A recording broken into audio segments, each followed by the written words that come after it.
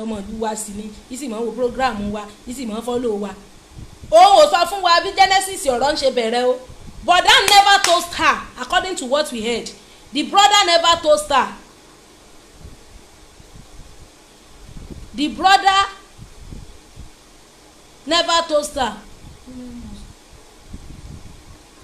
bẹ́ẹ̀ ni now Ridwan Taiwo you said women must not woo men it is a reverse of the order of nature yes because ọkùnrin ni Ọlọ́run ní kó nífẹ̀ẹ́ nígbà tí bẹ́ẹ̀lì gan state husband love your wife if the man must be the one in love no àwọn míì máa ń sọ pé kò ní mí ní kò ṣe gbá kò sáwọ́ bẹ́ẹ̀ he who finds a wife laka kì í ṣe she who find husband he who finds a wife it is the man that will find the woman not the other way round bẹ́ẹ̀ tá a bá fẹ́ lo personal human wisdom fún nǹkan ibi tó máa padà láǹdí wá sí zero ni ló máa padà láǹdí wá sí if the reverse is the case two people can be connected you can connect two people can be connected we have a sister we have a brother you can make them to know one another but when you get to a stage whereby you are the one pushing àwọn ọkùnrin míì wọ́n ilé fi gbogbo ẹnu sọ pé sister wa yìí fẹ́ràn rẹ̀ nífẹ̀ẹ́ rẹ̀ wọ́n lè mọ̀ fẹ́ sọ but nínú action wọn ló fi mọ̀ pé this person does not have my time but the person has constantly and consistently proved pé òun ò fẹ́ òun ò ní ìdẹ you kept on pushing yourself eventually ó wá bọ́ sí iṣu àtàyànyàn ó wá ní kò wúlò has it not been unwúlò before so that is it the foundation was faulty the relationship was unhealthy you keep giving you will be tired now when it get to a stage ìwọ gan máa sún ẹ that is nature but you have been doing it ẹni tí ò ṣe tẹ́lẹ̀ tí ò mọ̀ ṣe ló wá ṣẹ̀ṣẹ̀ ní kó mọ̀ wá bọ̀ wá ṣe nǹkan but tó bá jẹ́ pé ni tó wù bro yìí fẹ́ ni ṣe rí if a man loves you the desire to have you will propel him to carry you to the altar and to go and marry you but when a man does not love you there is no desire nothing is pushing or propelling him to do anything na you dey do follow dey do everything.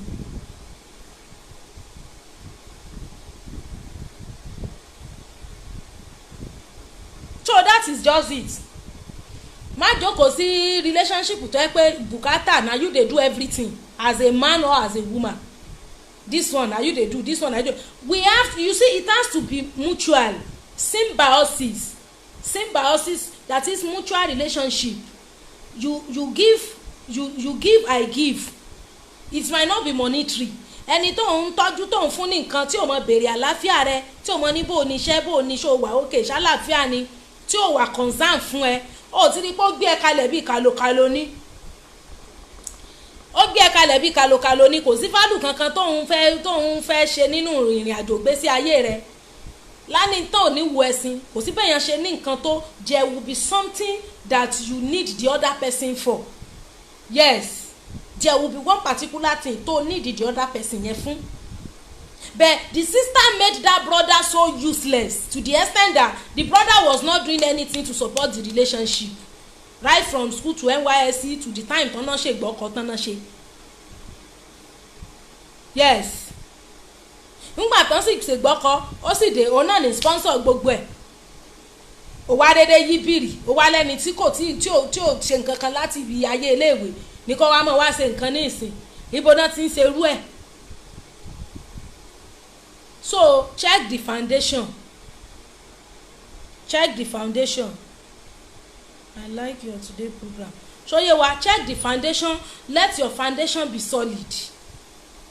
And part of building a solid foundation is that the two of you must have a role you are playing. Ìgbọ́kọ̀ni Mr. Isiaki ìgbọ́kọ̀ni àní òun ló ṣe gbogbo nǹkan owó orí.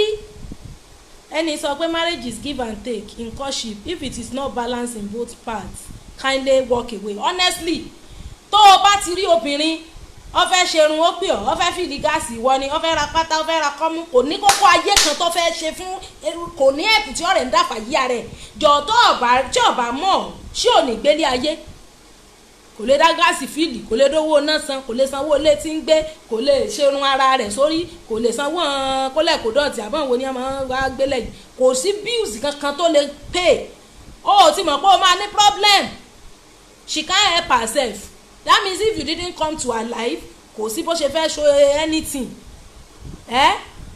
ẹni yìí sọ wípé ìgbọ́kọ báwo, a ní ìgbọ́kọ ló ṣe kò ṣègbè, ìgbọ́kọ òun ló ṣe gbogbo owó orí, òun ló kó fún bùrọ̀, torí nígbà tán ló ṣẹlẹ̀ tí gbogbo ẹ̀dí sọ àtàyànyàn tí bùrọ̀ fi bú pé kó má disturb òun, after all kò ń ṣòun lòun fẹ́fẹ́, if not because of your stupid gift and your stupid food, then will I look at you, what nonsense are you saying, all of that. So the lady now say ṣe bóun ló fẹ́ òun, ó dẹ̀ lóun ò fẹ́, ìwọ ló ti rẹ̀ mọ́ òun lọ́rùn, òun sọ fún ẹ pé òun ò lówó lọ́wọ́, òun ò tí ì ṣetán tóun fẹ́ má rí, òun ò níṣẹ́, ìwọ ló ló wà sanwó everything, ìwọ ló dẹ̀ gbé gbogbo ẹ̀.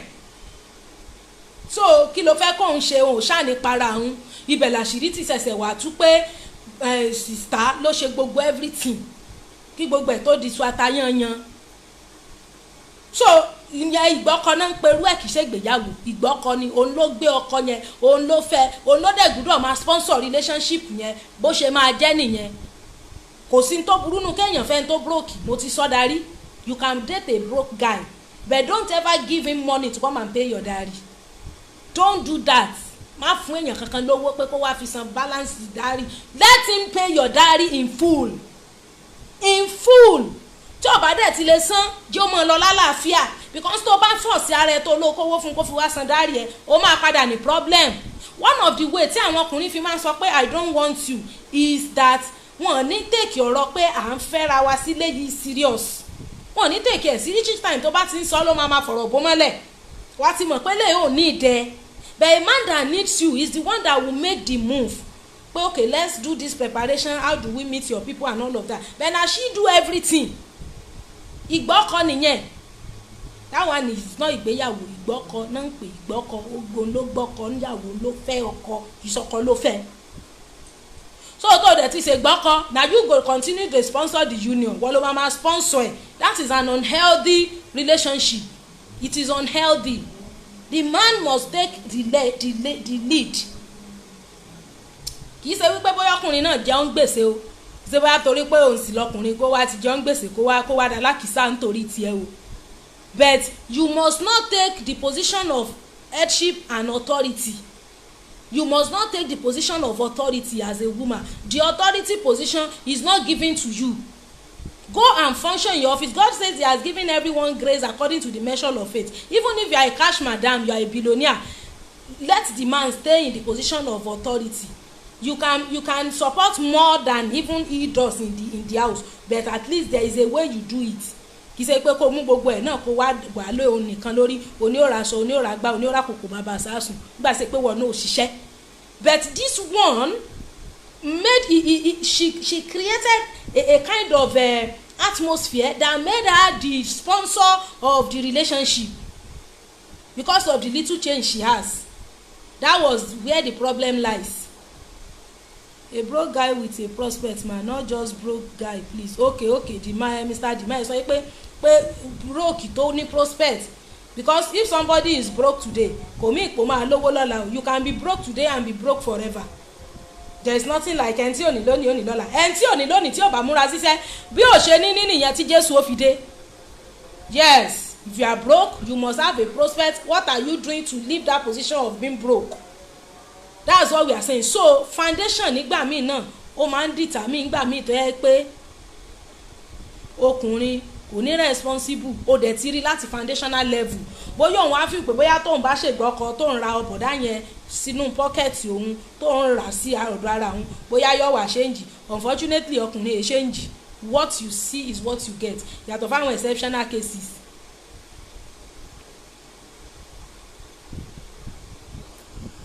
Yàtọ̀ fáwọn exceptional cases tọkùnrin ó pretend kò sì fi gbogbo ara common.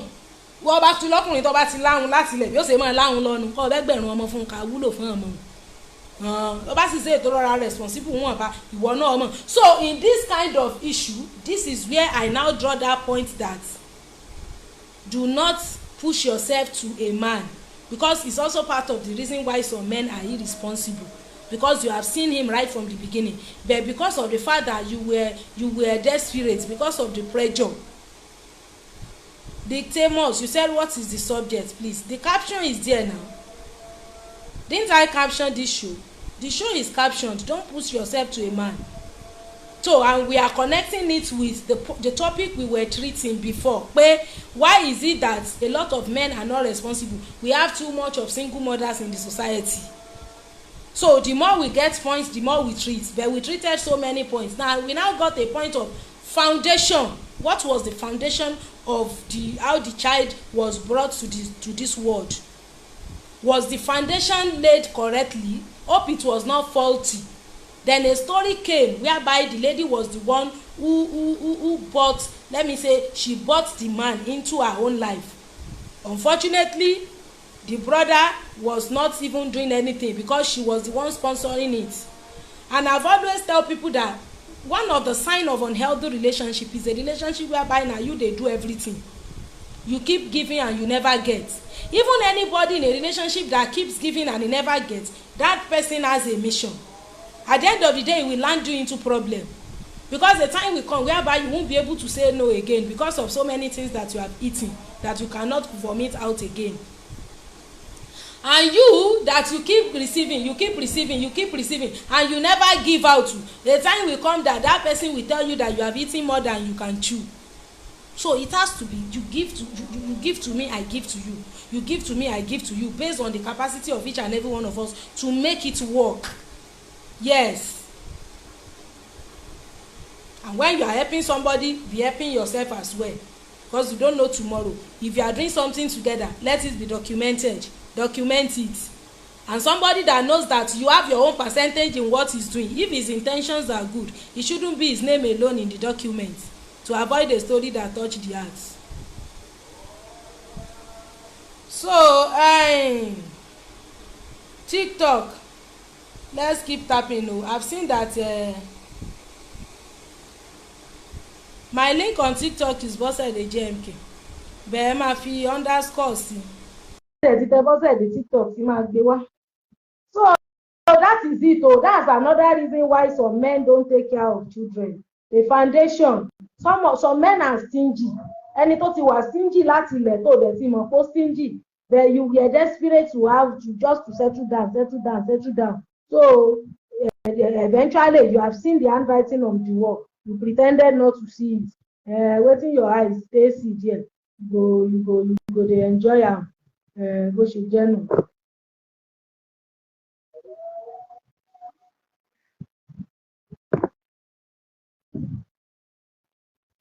So my TikTok people, please, let's keep our tapping. Ẹ power tap o. Torí mo rí pé gbogbo wa ti ń retire.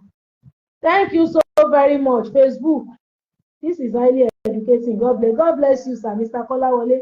So bó ṣe jẹ́ nìyẹn o, má push ara ẹ síyàn. Once he's not interested. Full stop. No dey push yourself at one man. Wey later he go tell you say, shebi na you come. Shebi I no tell you say I want any wife. Tó bá dẹ̀ sọ na you go pay. Wọ́n ló máa dùn. Yes. Wọ́n ló máa dùn. Torí gbogbo etí ló máa gbọ́ ńgbà yẹn ò ní mind, because the frustration tí wọ́n máa padà melt on him. Òun máa feel bad ni.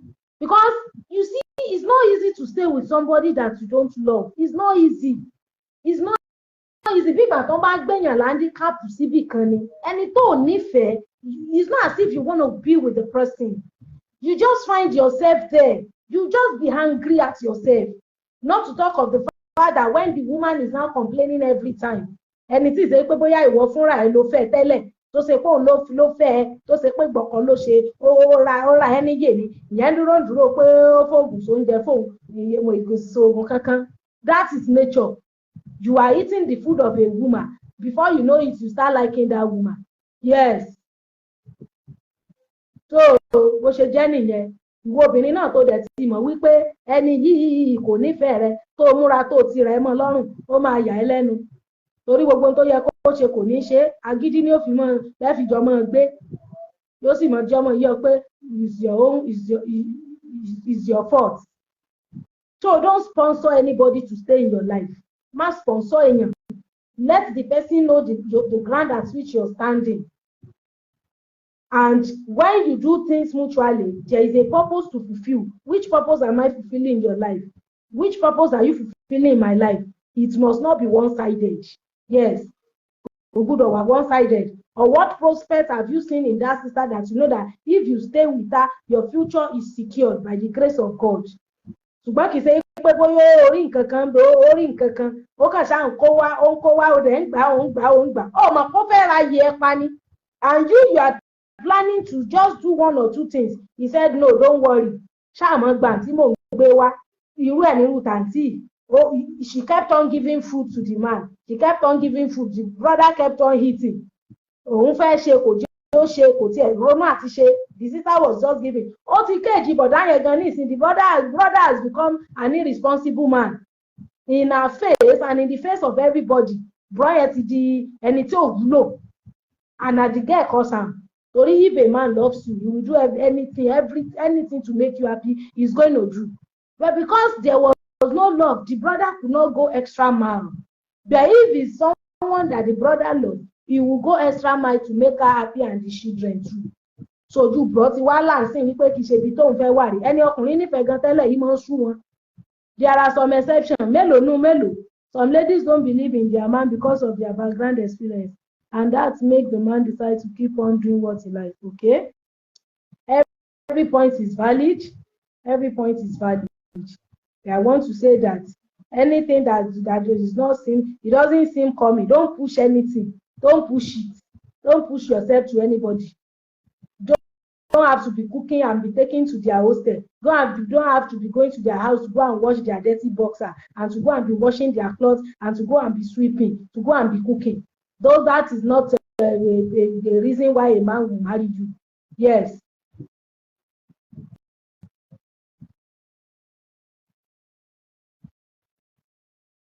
Mr. Deniyi, no sex, no money. I mean, no money, no sex. That one is wrong now. If a wife is saying no sex, no money, that one is wrong. Very, very wrong. If she has some spiritual leader, you can report her to them. Or she has mentor, you can tell them. Or you can tell her by herself.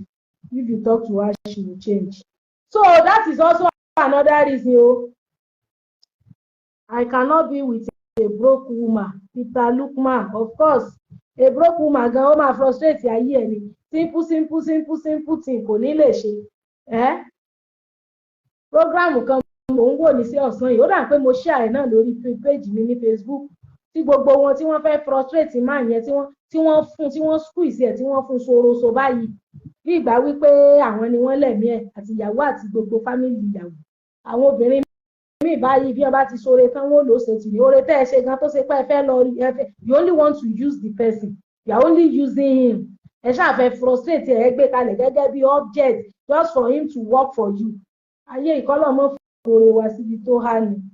So òní ni Sunday ẹ já lọ try láti rest fún àwa tá lọ bí iṣẹ́ lọ́la. Is it good for the couple to have joined? It depends on your intention, Mr. Temos. It depends on your intention. So let us go and rest and prepare for tomorrow's work. It's very important, and let's bear it at the back of our mind. Mr. KSR, thank you for the roses. Ẹ jẹ́ kí a bear at the back of our mind that a man is a man. Don't take the position of a man. Don't try to do the work of a man. You only get frustrated at the long run. Ọlọ́ngbọ́n ó kàn máa wà frustrated ni. Miss Wonder Mercy, you say it's not by force. To serve Nigeria is not by force. Joy of the Lord, thank you, ma. So, bó ṣe jẹ́ nu o, wọ́n ti rẹ̀ mọ́kùnrin kankan lọ́rùn. If it's not coming, it's not forthcoming, it's not forthcoming. Kò sí force kankan bẹ́ẹ̀. Torí tó bá ti rẹ̀ mọ́ lọ́rùn, now you go dey sponsor the relationship.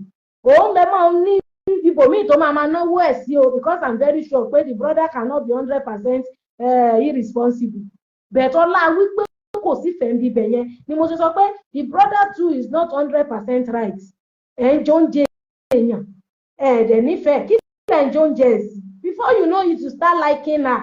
Most of the mother-in-law refuse to allow their girls to make decisions on their own. They want to oversee everything the way they treat their own husband. It depends on the daughter now. It depends on the information the daughter let out. Mr. Dimao, thank you for the rose. Information tí obìnrin yẹn bá let out fáwọn ẹbí ẹ̀ iná máa mọ̀.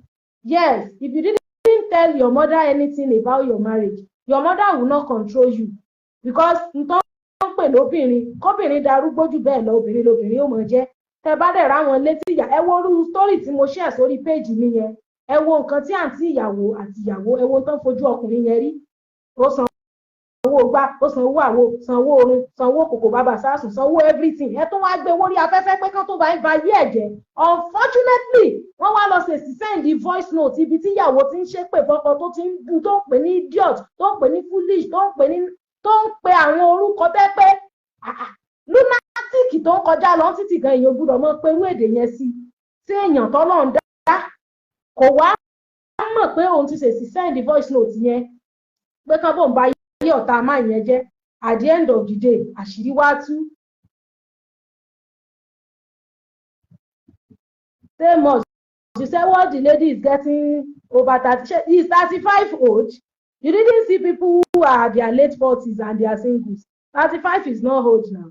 So if she's getting out of age, she should go and push herself at a man. Let her push herself at a man. You will see that a time will come that she will prefer the time that she was single. I'm telling you. If you say because you are a so age, years old, you now push yourself at a man, the frustration that man will give you, you will prefer to reverse your life back to when you were single. Yes. Even if you are more than 40, if it is in your destiny that you will marry, marriage will come your way at the time God plan and program it. 35 is not old, he's young. How old is 35? 35 is young now. Yes. Then Mr. Peter Lukman, you say you watch it on that if you go and watch that program, you will say you will see woman and run. Look at that level of frustration. Ẹ wo gbogbo ọ̀rọ̀ yẹn, asanwó school ọmọ mẹ́rin, asanwó lẹ́sìn wọn, owó ọ̀kadà tí wọ́n fi gbé wọn lọ lẹ́sìn, owó kúlí, owó ẹ̀pà, owó bisikíìtì, owó ẹ wá sọ ẹni ẹlẹ́ni di jálajàla, ẹ wá bayé obìnrin ní destiny ẹ̀ ní pé kó sáà wá bayé ọkùnrin jẹ́. Kó sáà sọ ọkùnrin yẹn di gbẹ̀wù dání kó mórí ọkùnrin má bẹ́ kó mẹ́pọ̀n ẹ̀ bá bẹ́ kó mẹ́pọ̀n ẹ̀ sínú ìgò kó frustrate ẹ̀ kì í kúkú ṣe fáwọn náà gbé wọ UK ṣèbí wọ́n ya lówó ni owó tó dẹ̀ ya wọ́n ń gbà á owó tó dẹ̀ ya wọ́n ń gbà á kì í ṣe pé bóyá wọ́n sponsor ẹ̀ wá wọ́n wá sọ di ẹnìkan tó wá pè sórí program yẹn wípé torí ìyá ẹ̀gbọ́n ìyàwó sọ pé ibi tó ti ń ṣiṣẹ́ ò jìnnà